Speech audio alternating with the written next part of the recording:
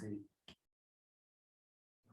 Bueno, decía que vamos a iniciar esta clase de la unidad número 3, que se titula Medidas Estadísticas de Centralización y de Posición. Entonces este video va a ser, o esta grabación va a ser la parte 1. Entonces, contamos aquí con la asistencia también del profesor Samir Cabré, del núcleo de Barquisimeto.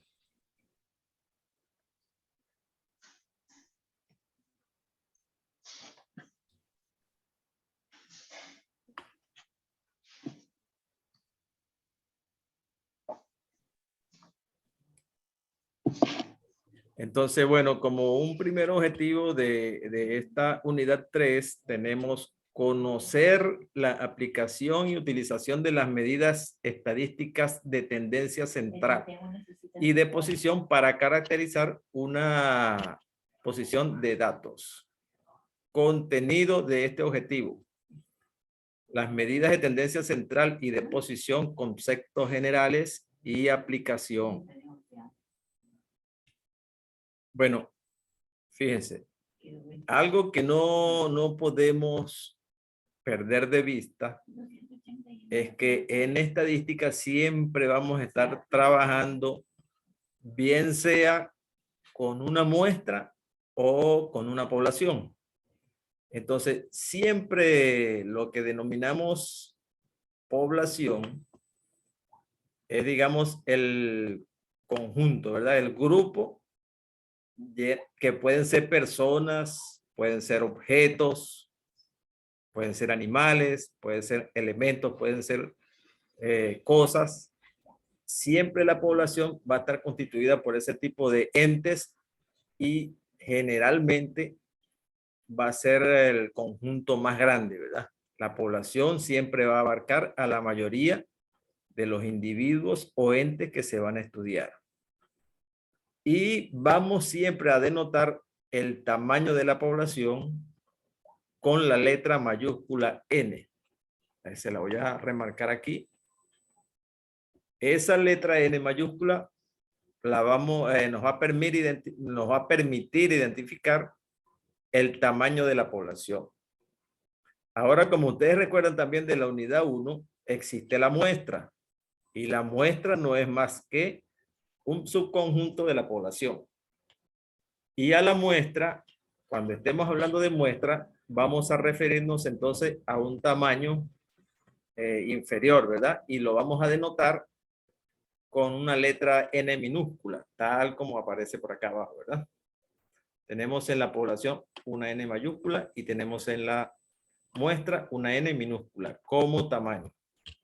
También aquí en el gráfico puede verse un subconjunto, ¿verdad? Un círculo que está dentro del círculo más grande que hace las veces de población. Y en este círculo pequeño que diríamos que es la muestra, está una N que simboliza el tamaño de esa muestra.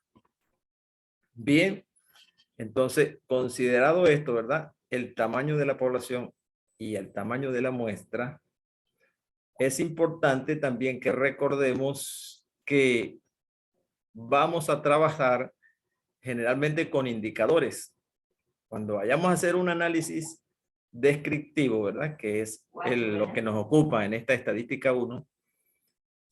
Normalmente vamos a trabajar con la condensación, que fue lo que estudiamos en la unidad 2, ¿verdad? Condensación de datos utilizando gráficos y utilizando cuadros. Ahora es importante también que esos datos puedan ser descritos a través de medidas complementarias a los gráficos y a los cuadros. Y esas medidas complementarias son los indicadores. Estos indicadores pueden ser de dos naturalezas. Pueden ser parámetros o pueden ser estadísticos.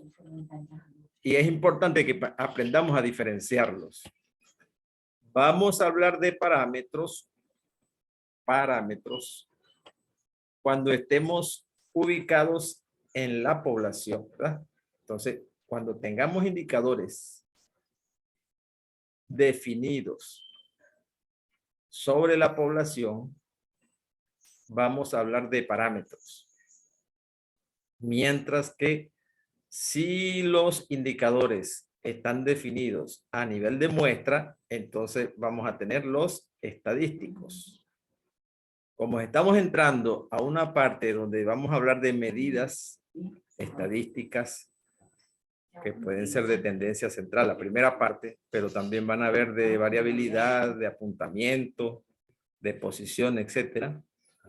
Esas medidas pueden estar referidas entonces o bien a la muestra o bien a la población.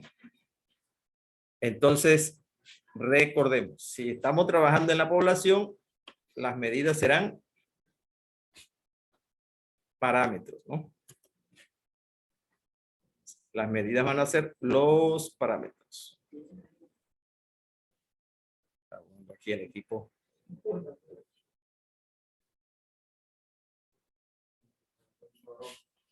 Es un equipo muy rápido. Bueno, entonces decía que si estamos calculando las medidas sobre una población, hablaremos de parámetros. Mientras que si esas medidas las calculamos o las obtenemos a partir de una muestra, entonces vamos a tener el caso de los estadísticos. Pasa algo aquí.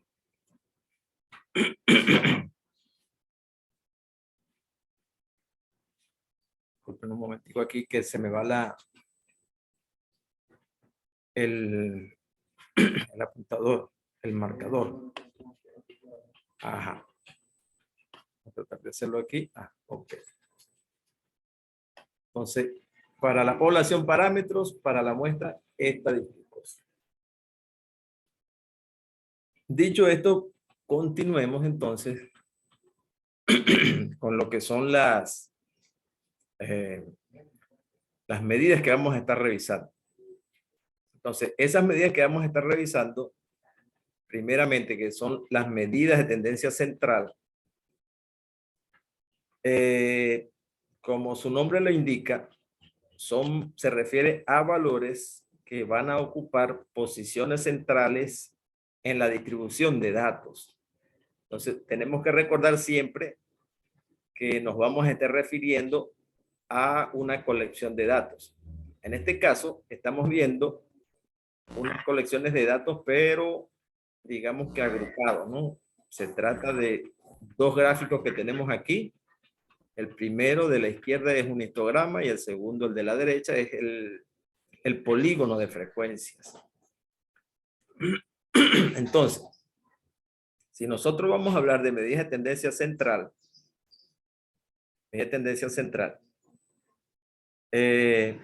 vamos a tener tres tipos de medidas básicamente.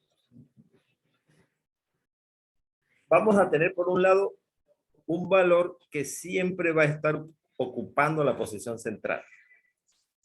Esa es una de las que vamos a utilizar. Siempre va a estar en el centro, no va a variar. Vamos a tener un segundo valor que va a ser un valor promedio, disculpen. Valor promedio, que en estadística ese valor promedio suele compararse con un centro de gravedad de la masa de los datos. Y vamos a tener también un valor de tendencia central que está conformado por el valor que más se repite, el que tiene mayor frecuencia. Entonces, esos tres tipos de valores nos van a determinar las que denominamos medidas de posición central. Ahora, en algunos casos es central y en otros casos es no central. Por ejemplo, hablando de las que son exactamente del centro, está una que vamos a denominar mediana. Y las otras que no son centrales son los que se denominan percentiles. Bueno, también se le denominan deciles, cuartiles, etcétera. Eso lo vamos a revisar más adelante. Pero las que nos ocupan ahorita son todas las de tendencia central. Ahora, hay otras medidas que nos van a reflejar el grado de dispersión que puede tener la distribución de datos. Fíjense, por ejemplo, aquí está el apuntador. Por ejemplo, si vemos el histograma, hay un total de 6, 9, 10 barras. Y no todas tienen la misma altura, ¿verdad? Aquí en el histograma vamos a recordar que la altura está dada por la frecuencia. Aquí, en este caso es número de alumnos. Se trata de 50 alumnos en una clase en noviembre del 2021. Entonces, el número de alumnos está en el eje vertical. Es lo que llamamos frecuencia. Frecuencia. Ajá. Lo que llamamos, en este caso, número 1 es la frecuencia. Y las estaturas vendría aquí en el eje horizontal, aunque aquí está muy pequeño, pero bueno, no interesa ahorita ver tanto los números. Pero sabemos que aquí abajo en el eje horizontal van a ir los valores de la variable. En este caso serían los intervalos de clase. Y en el caso del polígono de frecuencia, pues serían los puntos medios de cada clase. Entonces vemos que hay una cierta brecha, digamos, ¿no? Entre la primera barra del histograma y la última barra. Hay una cantidad de barras intermedias ahí. Y en el caso del polígono de frecuencia, hay un valor mínimo entre los puntos medios, que es el que cierra la parte inferior del polígono, 1.43 se ve allí. Y uno que cierra la parte superior, 1.76. Esa brecha que hay allí determina, digamos, la variabilidad de los datos. Desde el más pequeño que se observa por allí, punto medio más pequeño, hasta el más alto, hay una cantidad de datos allí intermedios. Eso implica variabilidad. Todo esto implica variabilidad. No todos los datos son iguales. Y además, las frecuencias que están determinadas por las alturas, ¿verdad?, de los gráficos, tanto el de barras como el polígono, determinan la masa o el peso que tiene cada dato dentro de la distribución.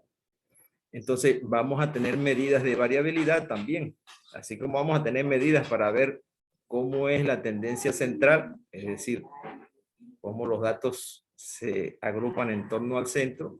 También vamos a tener medidas de variabilidad para determinar qué tan amplia es la distribución, qué tan heterogénea. Mientras más homogéneas sean los datos, es decir, mientras más se parezcan entre ellos, habrá menos variabilidad. Y mientras más dispares sean, habrán más variabilidad. Mientras más se parezcan los datos, hay menos variabilidad. Y mientras más disímiles sean, hay más variabilidad. Entonces, la idea de heterogeneidad implica variabilidad y la idea de homogeneidad indica variabilidad, pero menor, inferior. Por otro lado, también vamos a estudiar en esta unidad, las medidas de forma. Las medidas de forma de la distribución ayudan a ver un poco cómo son las frecuencias. Si las frecuencias son muy elevadas, por ejemplo, fíjense este pico que tiene acá el polígono de frecuencias.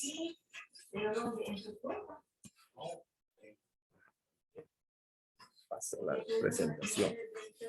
Tenemos, por ejemplo, en el caso del histograma, unas barras que son más altas que otras. Pero si yo pudiera sobreponer el polígono, bueno, lo vería por acá, ¿no? Que va por arriba de las barras.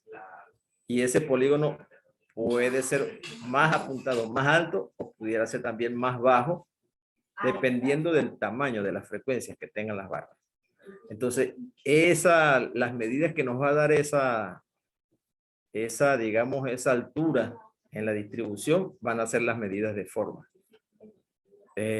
Y esas medidas no solamente es altura, también nos van a indicar cómo se apunta. Es que se me pasa la diapositiva. Cómo se apunta la distribución. Esas son las medidas entonces de forma, que básicamente son las de asimetría y las de kurtosis. Las de asimetría son las que van a tener que ver con qué tan parecido es un lado y otro de la distribución. Es decir, cuando hablamos de simetría estaríamos hablando de si cuando yo doblo el gráfico, en este caso, ¿verdad? El polígono o el histograma lo doblo por el medio, si coinciden lado a lado. Mientras más coincidan, más simétricos son. Y mientras menos coincidan, menos simétricos son. Pero eso es un asunto para al final cuando veamos esas medidas. Vamos ahora a especificar un poco más sobre las medidas de tendencia central. Entonces, hablando de las medidas de tendencia central, que ya habíamos dicho, son básicamente tres. Tenemos el promedio o media aritmética, que el promedio o media que tiene 4 versiones. La media aritmética, la media geométrica, la media cuadrática y la media armónica. Incluso hay otros por ahí, pero estos son los básicos. Tenemos también la mediana y, en tercer lugar, la moda. Entonces, hoy deberíamos cubrir por lo menos todo lo que corresponde al promedio o media. Y en la próxima clase de la otra semana cubrimos mediana y las otras medidas de dispersión de forma que lo habíamos mencionado anteriormente.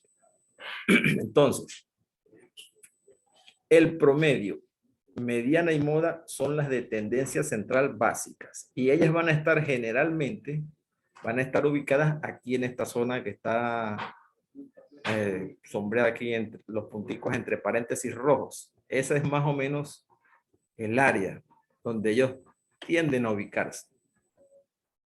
Todo depende de qué tan simétrica o qué tan asimétrica sea la distribución. En este caso estamos tratando de ver la distribución a través del polígono, ¿verdad?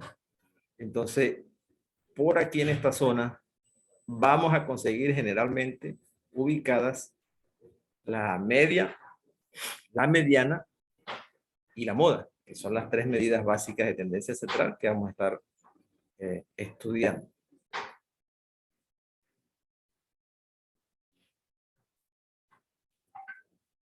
Bien, entonces pasamos al objetivo siguiente, el 3.2, que es calcular la media aritmética. Bueno, no sé si hay alguna pregunta hasta aquí, antes de pasar al siguiente objetivo.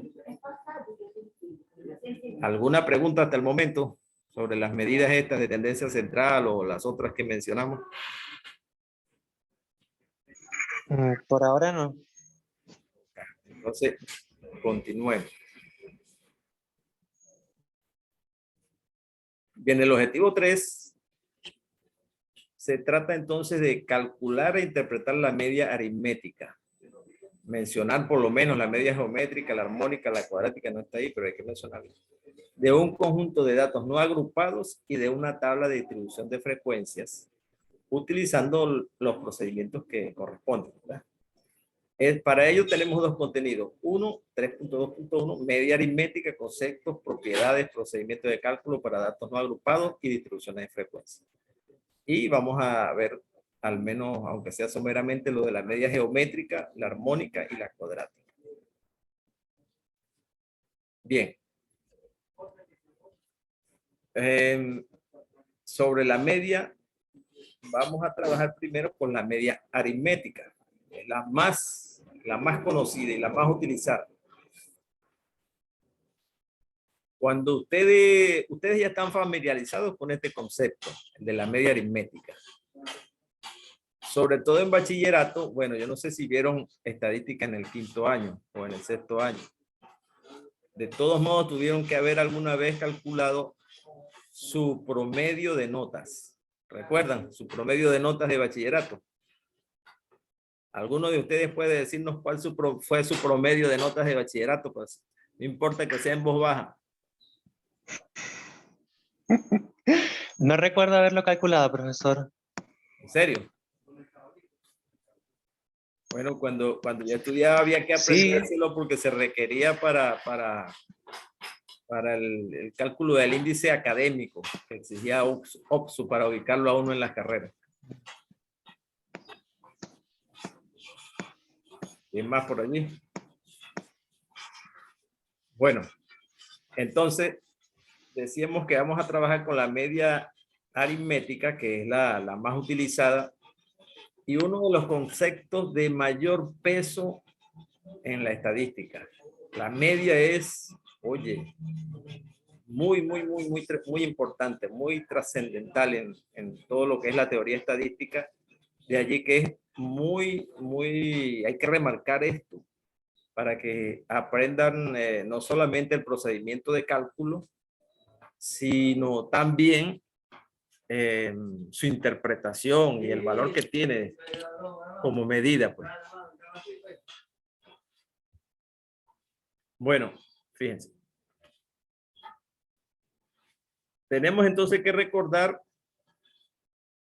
que vamos a estar trabajando bien sea en una población o bien sea en una muestra, ¿no? Entonces, la media hace distinción de cuál de las dos nos encontramos. Si se trata de que estemos calculando la media sobre una población, la ecuación para el cálculo o la fórmula para el cálculo es esta que está acá, donde aparece una letrica griega y la fórmula. Esa letrica griega de la media para una población se llama mu, para que la recuerden, la mu.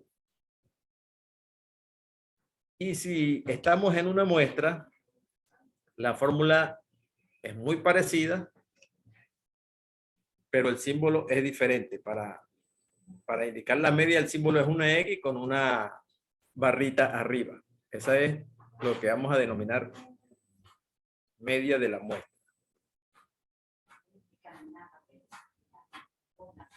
Entonces, la diferencia, además del símbolo que se utiliza para designar a la media, estriba también en el uso del tamaño de las observaciones que estamos utilizando. Si estamos en la población, recuerden, va a ser una N mayúscula. N mayúscula, media poblacional, usamos la mu. Si estamos en la muestra, entonces tenemos una N minúscula y el símbolo, la X con la barra arriba.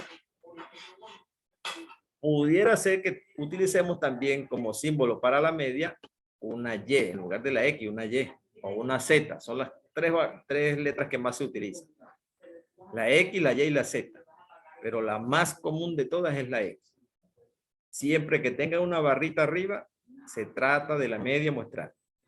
Pero si el símbolo es una mu, una letra mu, letra griega mu, entonces estamos en el caso de la media poblacional, recuerden.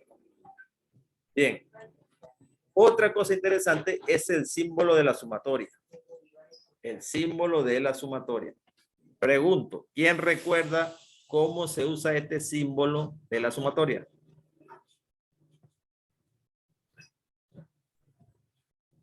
A ver, ¿recuerdan el símbolo de la sumatoria? ¿No recuerdan?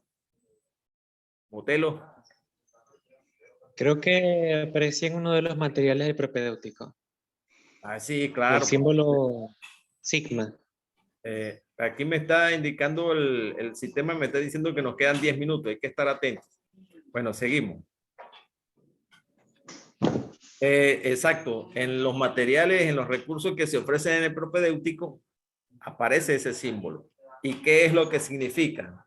Fíjense que dice sumatoria, precisamente eso es lo que hace.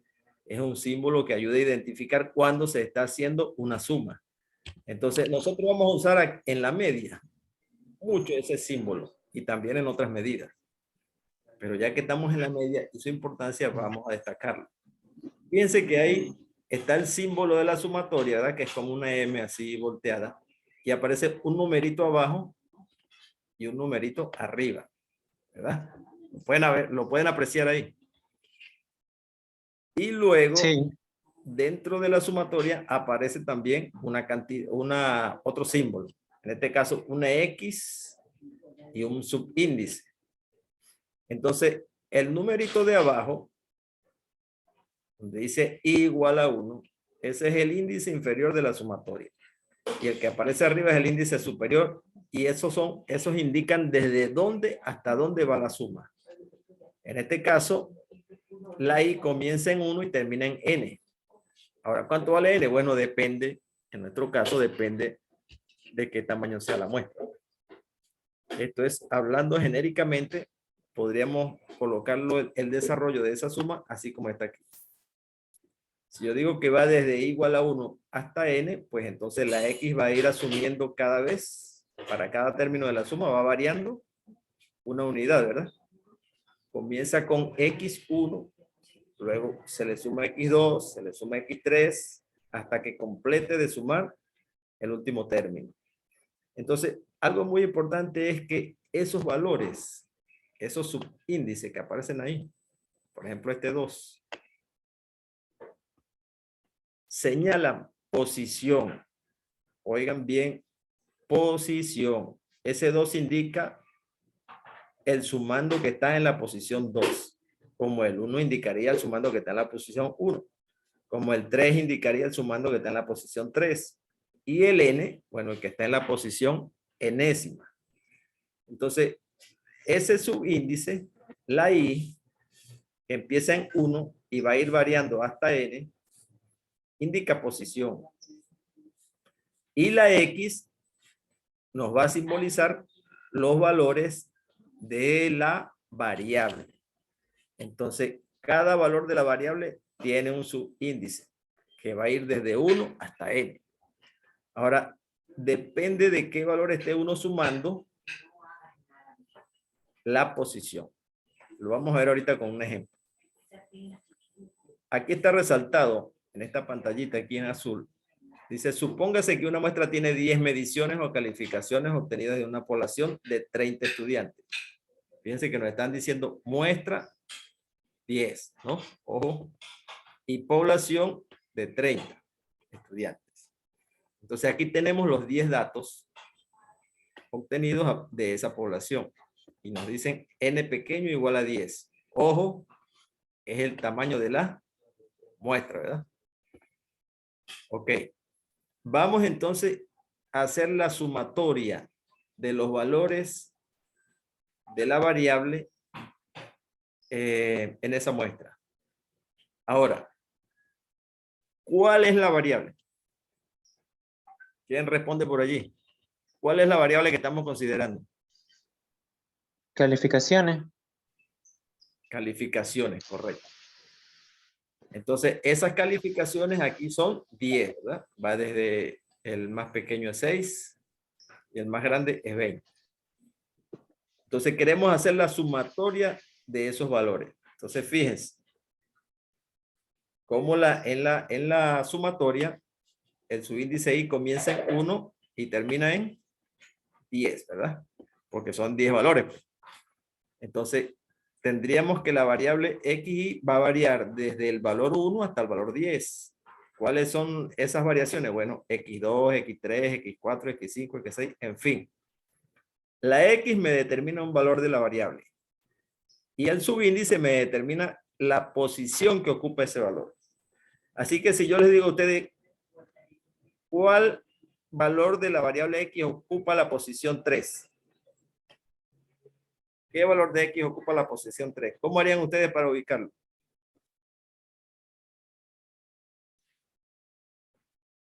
¿Aló?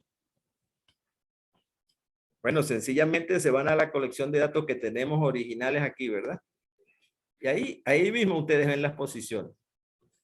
El 6 está en la posición 1, el 4 está en la posición 2, el 8 está en la posición 3, y así sucesivamente hasta la posición 10, que es ocupada por el 13, ¿verdad?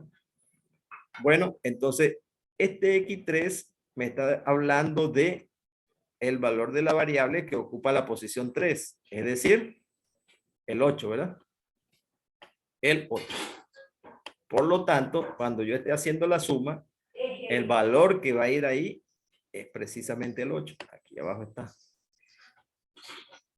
Es muy sencillo, pero a veces suele ocurrir que los estudiantes se complican al momento de hacer la sumatoria. Y así como lo hicimos para la posición 3, lo haríamos para cualquier posición. ¿Cuál es el que ocupa la posición 8? El que ocupa la posición 8 la contamos. Desde el 6, el 4, 2, el 8, 3, el 10, 4, el 14 es la posición 5, el 18 la posición 5, el 20 la posición 6 y el 17 la posición. ¿Cuántos tenemos aquí? 3, 6, ajá. El 17 correspondería a la posición 7. 3, 6, 7, 8. Profesor, 7 la posición 8. Ajá. mire, yo no sé si lo dijo porque he salido de la conexión por inestabilidad, pero yo tengo una duda. Siempre se debe ordenar los datos de menor a mayor en este caso. ¿O qué significa eso de datos no agrupados y agrupados? Me explico. Si la posición 3 es el 8, pero está en un orden de menor a mayor, ¿qué pasa si las calificaciones están desordenadas? No está de menor a mayor. Bueno, fíjense, en este caso, la posición no habla de los, no es precisamente el valor de la variable, sino precisamente es la posición. Así que si yo lo ordeno, va a cambiar el valor, pero la posición 3 seguirá siendo la posición 3.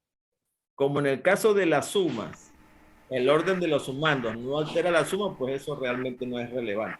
No es relevante si lo ordeno o no lo ordeno. Para el caso de estos datos que tenemos aquí. Es decir, claro, tenemos una diferenciación para los cálculos porque hablamos de datos agrupados y datos no agrupados. Pero cuando estamos en el primero de los casos, los datos no agrupados, si los ordeno o no los ordeno, para el cálculo de la media, no importa, no es trascendental. Porque la media está basada en una suma. Y ustedes recordarán que las sumas gozan de la propiedad conmutativa. ¿Recuerdan? Es decir, el orden de los sumandos no va a alterar la suma. Entonces no importa si los ordena de menor a mayor, de mayor a menor, o los deja desordenados. Por eso realmente no los coloqué tal cual como estaban inicialmente, sin ordenación. Ahí esos datos no están ordenados. Pero repito, si los ordena, la suma va a seguir siendo, hemos llegado ahí, pero la suma va a seguir siendo 122, no importa. Profesor, Ajá. de todos modos sí es cierto, para la suma y el cálculo de la media aritmética, pues si están desordenados, pues el total siempre va a ser el mismo. Pero de todos modos, como quiera que sea el caso, siempre es recomendable que inicialmente ordenen los datos. Siempre. Aunque repito, para el cálculo en este caso específico no necesariamente que estén ordenados. Pero bueno, porque siempre al tener un conjunto de datos, paso número 1, ordenarlo y después agruparlos, si fuera el caso. O el caso de que estén agrupados, pues siempre cuando estén agrupados va a estar ordenados de menor a mayor. Pero repito, como lo dijo el profesor, para el caso de cálculo de media aritmética, pues no es necesario que estén ordenados. Pero para el resto de los cálculos sí.